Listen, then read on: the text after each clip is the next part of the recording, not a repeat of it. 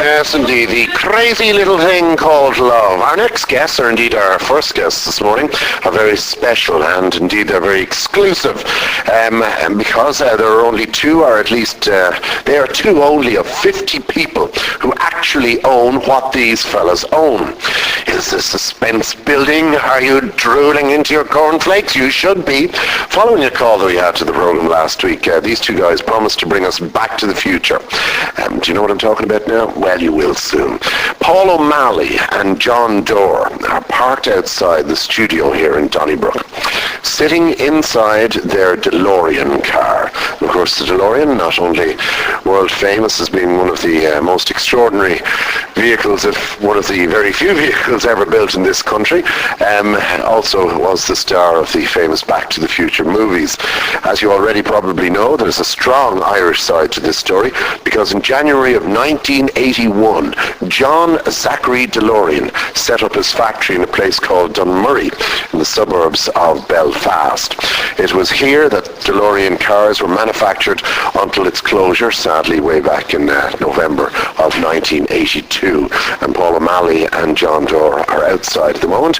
I'm actually in the and I suppose you would call it the bunker entrance to the radio centre. So I'm just going to walk outside.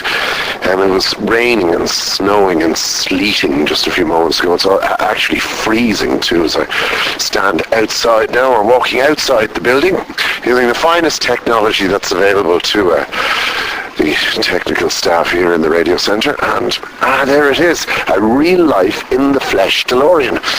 Gentlemen, good morning. And here it is. The first thing, of course, that hits you is actually much smaller than you think it's going to be. Now, you're freezing your nuts off out here at the moment. How are you? Do you mind if I sit in there? Who's who? I'm John Doerr. John, you're very welcome. Thanks very much. You want to do a quick little description of what I've got standing here in front of me? You've 81 DeLorean, DMC-12 as it's known. Yeah. It's in fantastic condition, of course, full alloy body. Yeah, stainless steel, so it'll never rust, and you've got gull-wing doors, engines in the back, and it's a great looking car. Fantastic car. Now, it must have been on a day like today, coming up from Kildare, an absolute nightmare, because I think, was this the man who drove it inside? Okay, Paul O'Malley, let's get in. Now, because of the gull-wing doors, it's very, very easy to get inside. Oh! Now, probably a little more difficult for arthritic Gerry Ryan to get out of it. Now, okay. Paul, good morning. Good morning, Gerry. Okay, fantastically tight and fighter pilot cockpit style comfort here. On a morning like this morning, when we had almost, if not quite close to 0 degree temperatures, no traction control, I wouldn't think, on this car. Must have been like going skating in Central Park. Oh, absolutely. It's good old-fashioned driving skills when you're on the icy roads. There's no ABS or traction control to kind of keep you out of trouble, so you just make sure you watch your speed and just make sure you keep it between the ditches. Now, there's not too many of these cars left actually in the world driving. I don't know how many were actually made. How many were made? Approximately 8,500.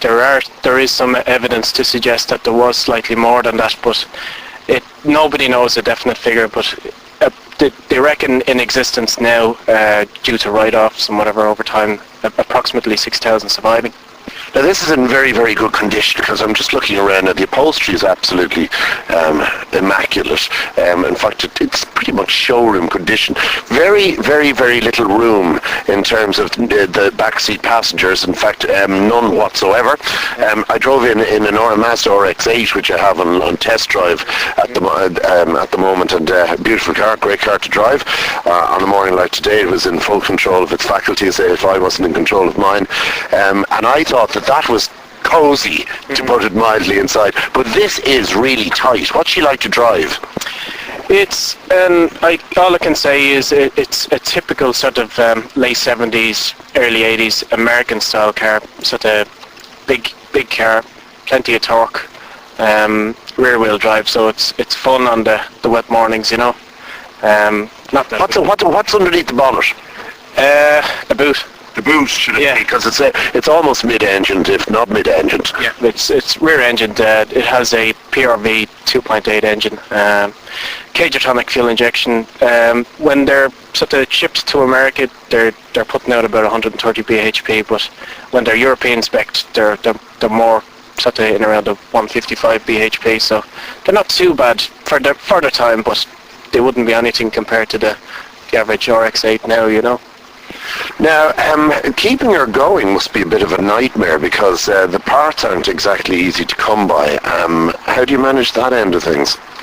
Well, I'm a member of the DeLorean Owners Club UK, and it's like any sort of club. You have a network of friends, and you know exactly what parts are lying in lofts and garages all over the sort of Europe, you know. So it's not too bad to find parts.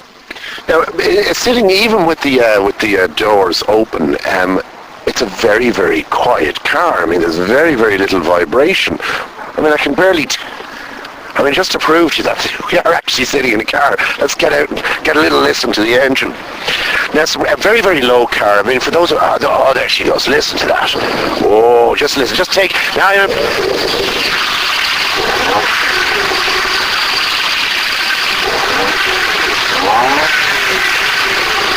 isn't that just music? Well, music to some ears. I presume there's some of you listening this morning probably find this whole item offensive, but there are others of us who think it's absolutely wonderful. Now, do you own one? I do, yeah. Mine is down in Limerick at the moment, so I didn't have time to bring it up for you. And what condition is yours in? It's nicer than this one. It's better than this, but sure, this is absolutely immaculate. Paul's, it's lovely, John, you're not. I'm only joking, no, they're both lovely cars. Yeah, we try our best to keep them in good shape, you know. And what is it about the DeLorean that both of you have obviously spent quite a bit of time, effort, money, and it is, after all, a little piece of Irish engineering history. But what got you interested in the first place? Like most people my age anyway, the Back to the Future movies would have been the first time I was exposed to the car. But it went on quickly from there, just to finding out as much about the car as I could, especially when you get into the history, but it's so interesting that you kind of get hooked on it, you know. And the first time you ever see one of the cars, they're so fantastic in the flesh, you know. If I wanted to buy one, where would I have to go? Who would I have to know, and how much would I have to have in my wallet? Okay, well, we're just after setting up a website, DeLorean.ie, which if you go to that website, I have all hints and tips on where to buy cars. For instance, there's one option is you can bring them in from the States. There's thousands of them over there. It's just a bit of effort to try and organise bringing it home. The other option is you can buy one from Europe. There's plenty of cars in the UK as well. I think maybe 120 cars or so there's always one or two for sale. Now, I'm just looking at this. This was a handmade car, wasn't it? Well, it was factory built, but a lot of it is hand assembled, I guess. I mean, have a look at here. Look now. There's no riveting. I'm just looking at, for instance, the front right wing. Yeah. I know, ladies, you're all drooling listening to this information, but there are a few fellas that might be interested, and possibly even a few women. What do you think? These are maybe possibly. It's unlikely, but it's possible. Now, here's the front stainless steel wing. Okay. Right. Now, it's basically, it looks to me to have been hand-tooled, and indeed, it's not riveted on. There's a selection of Phillips screws. Well, is that your own work, or is that the factory work? Oh, that's the way it came from the factory. You can see it's only a very thin skin of stainless steel. It's actually a fiberglass car, and the skin is just for looks, really, you know. But as well, it's for ease of maintenance. I mean, you can pop any of these panels off in half an hour, so for a crash repair point of view, it's